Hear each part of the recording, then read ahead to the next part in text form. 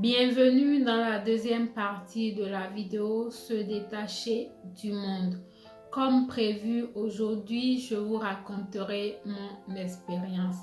Je ne vous donnerai pas tous les détails parce que le témoignage de ma conversion arrive bientôt. Et là, vous pouvez vraiment mieux comprendre tout ce que je vais dire aujourd'hui. Donc, je vais me limiter à vous donner l'essentiel. Voilà. Commençons depuis le début. Alors, il faut savoir que moi, j'avais une vie ordinaire comme tout le monde et je ne savais pas ce que c'est qu'une boîte de nuit. Je ne savais pas ce que ça voulait dire aller en soirée, se promener et tout ça. Parce que voilà, mes parents sont très rigides par rapport à l'éducation. Du coup, ma vie était plus école, maison, école, maison. Je sortais rarement, mais avec ma famille ou quand il y a vraiment quelque chose d'important et que je dois être forcément présente. Voilà. Mais quand je suis arrivée en Italie, j'ai découvert un autre monde. Un monde qui est vraiment différent de ce que je vivais en Afrique. Je vais dire qu'en Afrique, je n'ai pas vraiment eu le temps de bien côtoyer le milieu, de savoir comment vivent les jeunes et tout. C'est vraiment en Italie que j'ai vécu ma jeunesse, je vais dire. Donc, quand je suis arrivée, j'ai d'abord commencé l'école et j'avais des amis africains comme italiens et je faisais ma vie. Tantôt, on sortait pour aller au cinéma, pour manger de la pizza, de petites sorties que mes parents me permettaient. Voilà. La première fois que je suis allée en boîte de nuit, je me rappelle, c'était avec un de mes ex-italiens. Et on ne se voyait pas tout le temps. Disons qu'on se voyait en cachette parce que mes parents ne savaient pas que j'avais un petit copain. Il venait chez nous quand mes parents ne sont pas là. Ou parfois, c'est moi qui allais chez lui. Un jour, il m'a dit, Myriam, je veux qu'on sorte ensemble un soir, qu'on aille en soirée. Je vois que toi, tu es totalement différente. Tu ne sors jamais. Oh, moi, j'ai envie de passer plus de temps avec toi. Et voilà, pour la première fois de ma vie, je dirais que j'ai désobéi à mes parents. Parce que voilà, ce jour-là, je n'ai pas dit à mes parents que je sortais, que j'allais en boîte de nuit. J'ai attendu qu'ils aillent dormir et je suis sortie de la maison pour aller en soirée. Et j'étais très timide à l'époque. Du coup, quand je suis allée en soirée, j'étais un peu dégoûtée par tout ce que je voyais. Je n'arrivais même pas à danser comme tout le monde. Pour moi, c'était un monde nouveau. Du coup, la première soirée s'est passée comme ça. Et après ce temps, je ne suis plus repartie pour un bon moment parce que, voilà, je ne pouvais pas me permettre de risquer chaque week-end et sortir. Et ce n'est que 2 ans après que les choses ont changé. Je suis devenue une autre personne, je vais dire.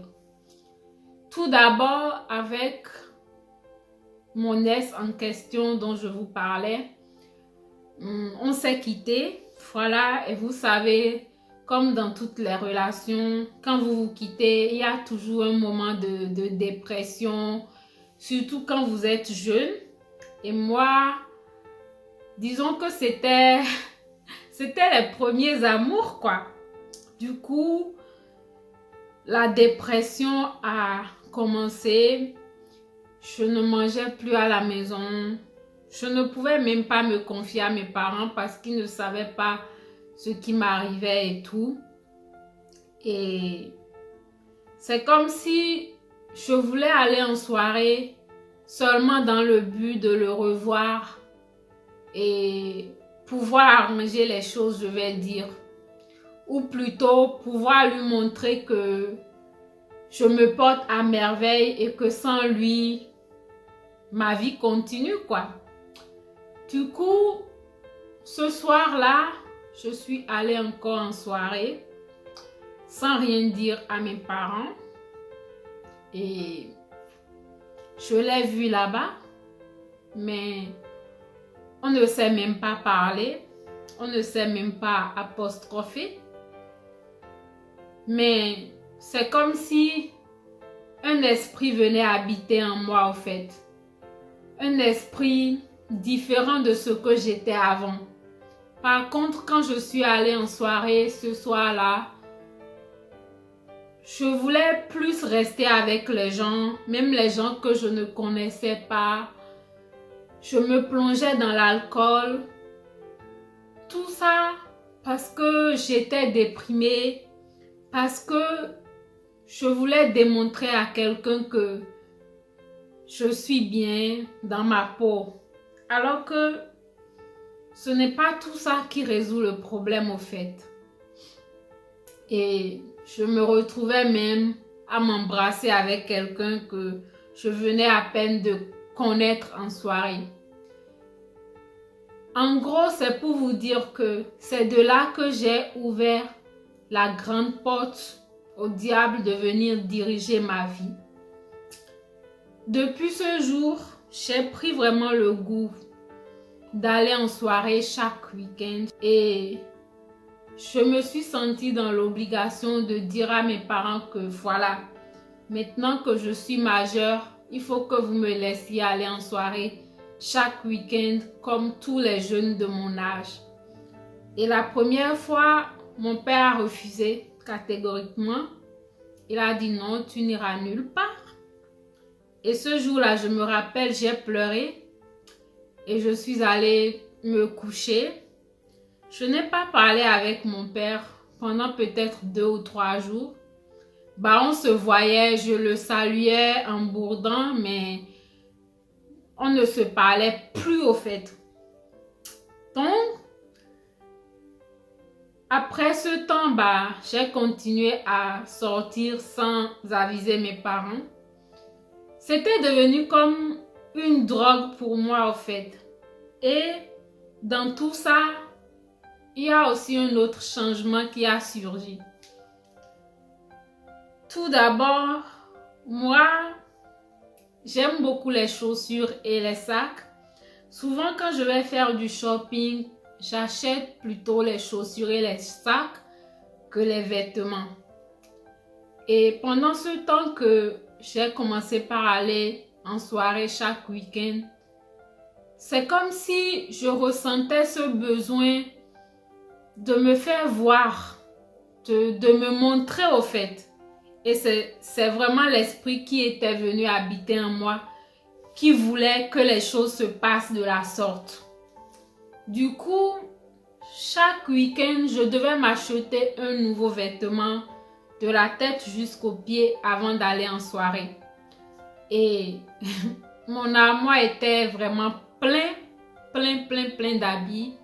Mes chaussures ne pouvaient même plus rester dans la maison parce que voilà, il n'y avait plus de place. Et j'ai continué cette vie-là jusqu'à un moment où, voilà, j'ai eu autre problème dont je ne veux pas parler ici. Et ce problème-là a fait que je n'arrivais plus à rester à la maison. Je fuyais de la maison, voilà. Je m'évadais au fait, je fuyais des problèmes, pensant que là dehors, je pouvais trouver la paix, la joie. Mais les gens avec qui j'étais, ce n'étaient pas vraiment des gens qui pouvaient me conseiller. Ce n'étaient pas des gens qui pouvait me parler de Jésus et me dire, malgré ce qui se passe chez toi, sache que Dieu ne t'a pas abandonné, sache que ce n'est pas une fin en soi, mais c'était des gens qui me plongeaient dans autre chose. Je passais mes journées au dehors. C'était pendant les vacances au fait. Du coup, je passais toutes mes journées au dehors. Je me rappelle, mon père m'appelait, me disait, Myriam, où es-tu? Rentre à la maison. Je ne comprenais pas cet amour paternel. Je ne comprenais pas que voilà, mes parents aussi s'inquiétaient pour moi. Non, moi je fuyais juste les problèmes. Et c'est durant ce temps-là encore que j'allais encore plus en soirée. Du genre, je n'allais pas à une seule soirée dans la semaine, genre le week-end, mais j'allais à plusieurs soirées. J'allais à des endroits vraiment lointains, en fait. Genre, je quitte une ville, je fais peut-être 2 heures de route ou 1 heure de route pour aller dans une soirée ailleurs. Voilà. Bon, en gros, vous avez compris cette partie. C'est là que j'ai connu le monde. Voilà. Après ça, il s'est passé que, voilà, j'ai quitté de chez mes parents et je suis allée étudier dans une autre ville. Et là, je suis rentrée dans une autre phase de ma vie. Et cette phase, appelons-la plutôt l'impudicité. Oui. Parce que voilà, j'ai connu encore une autre vie. Et toujours là, j'allais de soirée en soirée. Et j'ai rencontré un autre gars qui est mon ex. Voilà. Et là, c'est une autre vie qui a encore recommencé. Disons que plus j'allais de l'avant, je me plongeais dans des choses qui ne sont pas dignes d'un enfant de Dieu. L'alcool, la musique mondaine, des choses vraiment dégoûtantes. Heureusement, je ne fumais pas et je n'ai jamais fumé de ma vie parce que vraiment, même sentir l'odeur de la cigarette, ça me dégoûte. Mais toutes les autres choses qu'un enfant de Dieu ne doit pas faire, je les ai fait. C'est comme ça que je suis rentrée à fond dans le monde et tout ce qui m'intéressait, c'était apparaître aux yeux de tout le monde. Regardez-moi, je suis très belle, j'ai de belles coiffures. Regardez mes boucles d'oreilles, regardez mes habits sont firmés, griffés. C'était un peu... Tout est éphémère au fait. Et moi, je ne comprenais pas. Et il fut un temps où Dieu s'est vraiment révélé à moi et m'a dit, Myriam, mais des années après, Dieu m'a dit, Myriam, il est temps maintenant que tu quittes ces choses. Parce que si tu continues ainsi, tu auras la perdition totale. Mais je ne prenais pas ça du tout en considération. Pour moi, c'était tout à fait normal, comme pour beaucoup de jeunes aujourd'hui qui font la vie et pensent que voilà, tout est normal, il n'y a rien de négatif. Parce que tout d'abord, la société dans laquelle nous vivons nous a imposé beaucoup de choses. Voilà. Et ces choses se sont normalisées, je vais dire. Voilà. Donc, les jeunes d'aujourd'hui pensent que réussir dans la vie, c'est avoir des choses matérielles, c'est soigner son apparence, c'est vraiment posséder les choses de ce monde. Donc, c'est comme ça que Dieu s'est révélé à moi pour me dire, Myriam, il est temps que tu sortes du monde. Il est temps que tu reviennes à la vraie vie, la vie de lumière. Et moi, je ne voulais rien entendre. Pour moi, c'était normal. J'ai commencé par y penser sérieusement parce que cette voix qui me parlait insistait tellement que je n'avais plus la paix. Je n'arrivais plus à dormir. Je ne pouvais pas passer une seconde sans entendre cette voix qui me dit « Myriam, il est temps que tu quittes le monde.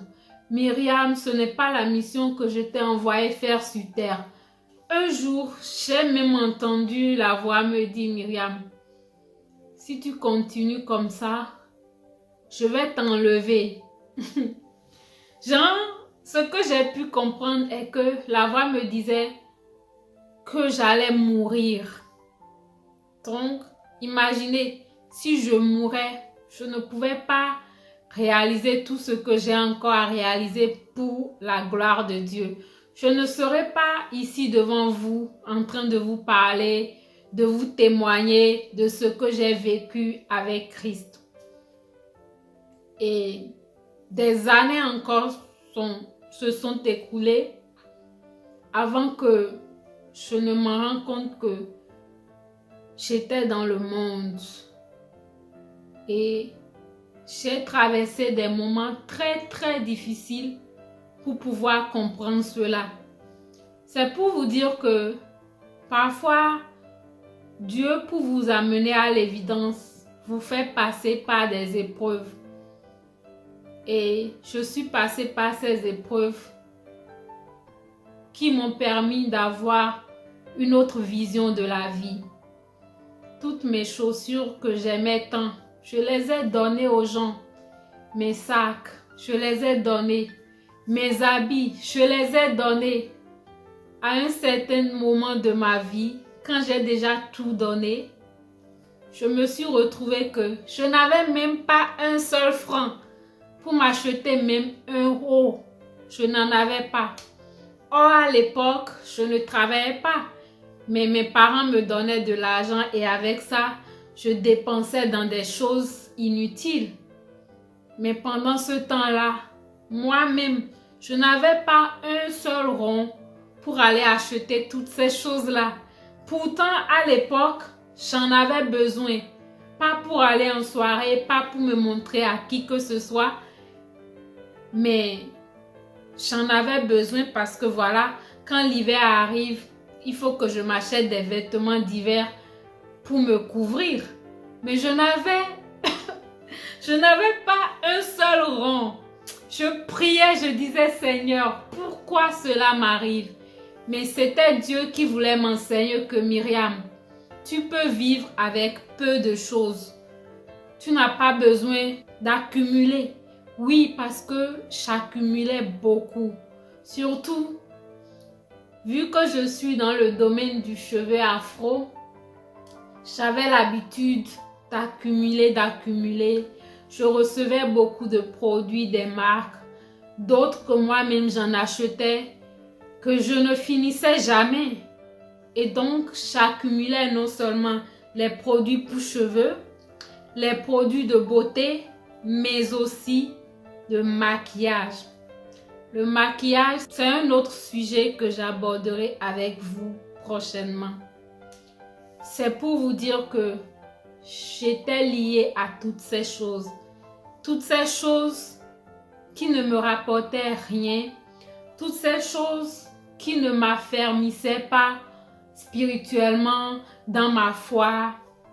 Toutes ces choses qui m'amenaient dans une direction opposée à ma destinée. Donc, c'est à travers ces moments difficiles où je n'avais rien à manger, je n'avais pas un rond pour m'acheter des vêtements et tout ce que je voulais. Je n'avais pas un travail comme je voulais, comme je rêvais. Je n'avais pas la maison de mes rêves et toutes ces choses. J'ai dit, waouh Seigneur, pourquoi me prives-tu de toutes ces choses?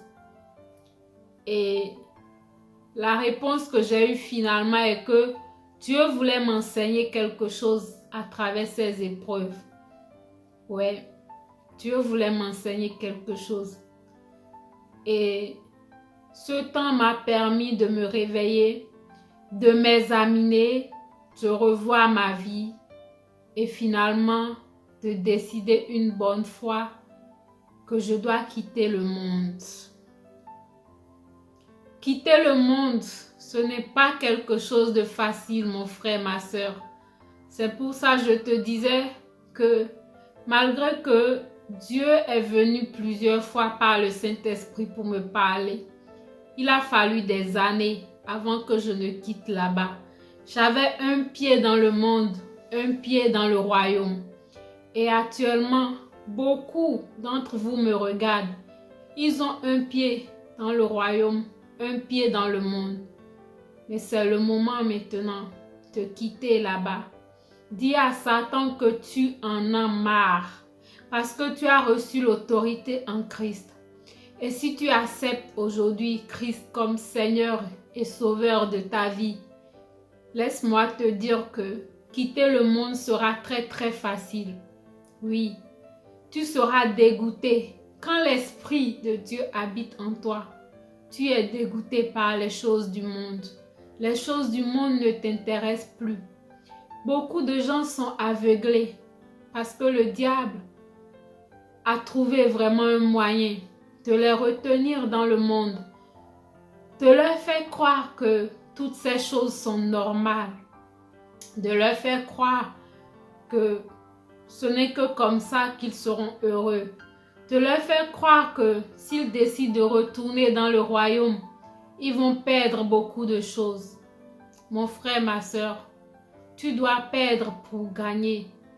Vous savez, la Bible dit que quiconque laisse sa famille, ses frères et sœurs, quiconque quitte les choses de ce monde pour venir à Christ, sera béni, aura la vie éternelle. Et cette personne sera quelqu'un qui aime vraiment Dieu avec un amour sincère. Si tu quittes les choses de ce monde pour Dieu, c'est que vraiment tu as pris la bonne décision. C'est que vraiment tu aimes ton Père Céleste. C'est que vraiment tu es reconnaissant pour tout ce qu'il a fait et continue de faire pour toi.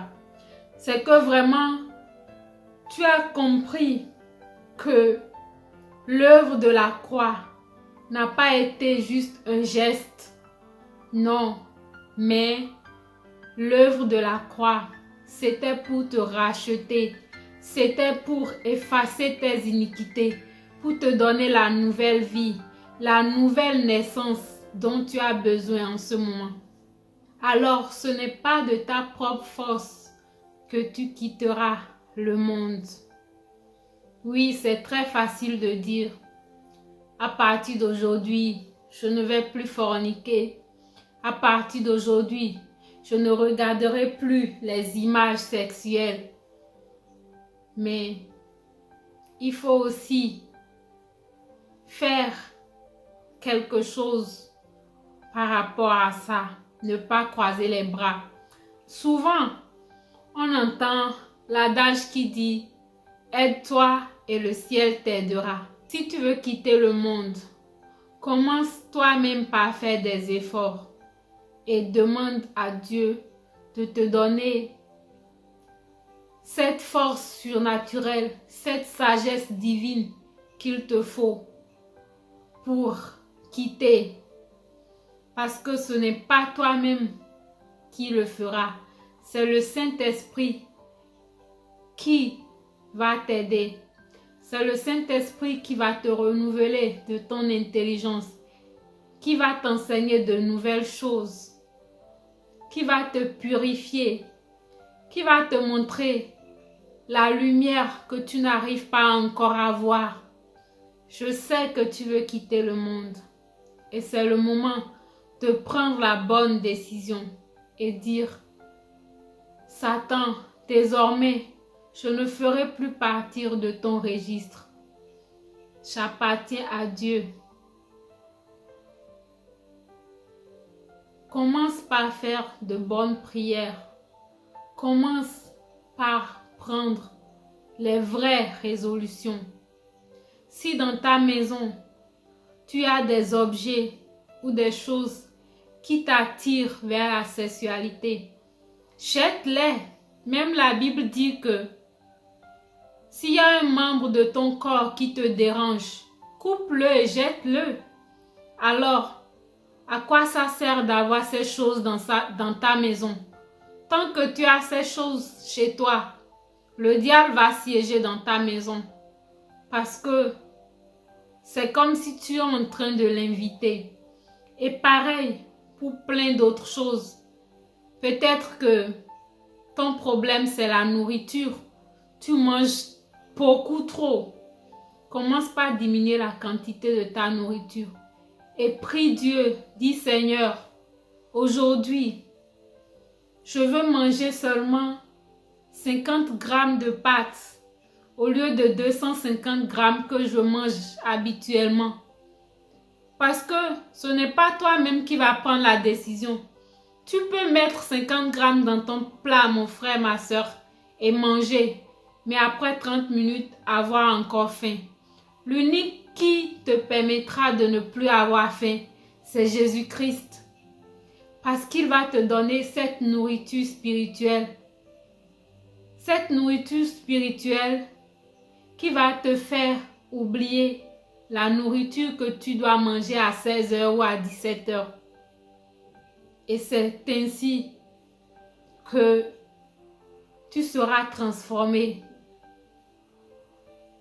Et fais de même. Si tu as un autre péché que je n'ai pas mentionné ici, commence par prendre des résolutions et prie. Prie sincèrement de ton cœur. Dis à Dieu, pardonne-moi. Pardonne-moi pour tous ces péchés. Pardonne-moi pour tout ce que j'ai fait et qui ne t'honore pas. Que tout ce qui est mort en moi reprenne vie au nom de Jésus-Christ de Nazareth. Je veux une nouvelle vie maintenant. Je renonce à l'ancienne vie. Je renonce à toutes ces choses du monde. Prie mon frère, prie ma soeur. Ce n'est que comme ça que tu vas te libérer. Et vous savez, j'aimais trop la musique mondaine. Je ne dansais pas assez, hein, parce que, comme je vous ai dit, j'étais très timide. D'ailleurs, un jour, je vous ferai une vidéo pour vous parler de la timidité et tout. Du coup, j'avais honte de danser devant les gens. Mais chez moi, j'étais une grande danseuse. Voilà. J'écoutais la musique mondaine. J'écoutais du hip-hop, du reggaeton, un peu de tout. Et je me rappelle, à l'époque, quand j'étais encore à l'université, j'habitais seule dans ma chambre étudiante, voilà.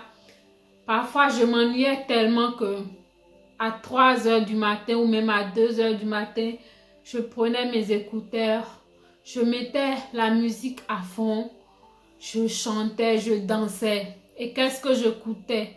J'écoutais du Nicki Minaj, tout ça là. Vraiment, aujourd'hui, ça me dégoûte. Mais à l'époque, j'aimais trop. Mais je me suis rendu compte que, après avoir fait tout cela, je n'avais pas vraiment la paix à l'intérieur de moi. Je sentais toujours un vide. Je sentais toujours qu'il y avait quelque chose qui manquait.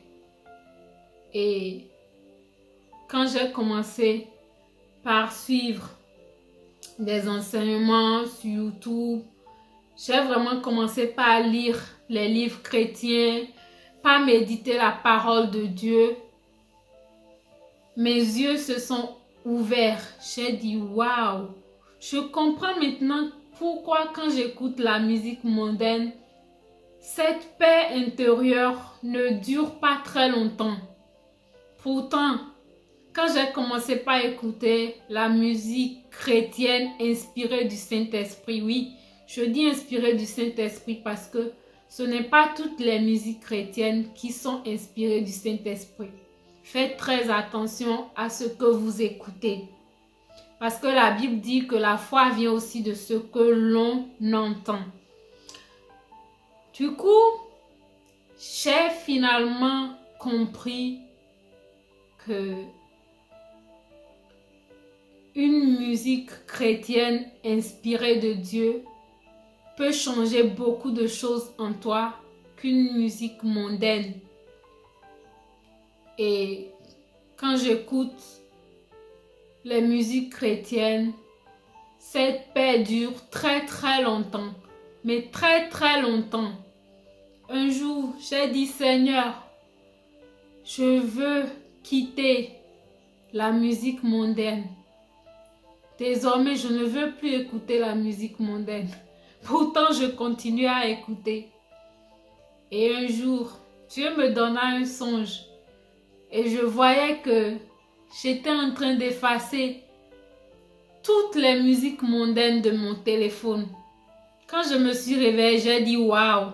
Parce que je me voyais très très loin de la réalité. Je disais non, ça ne peut pas être possible. Mais ce que j'ai vu dans mon songe, ça s'est concrétisé, oui.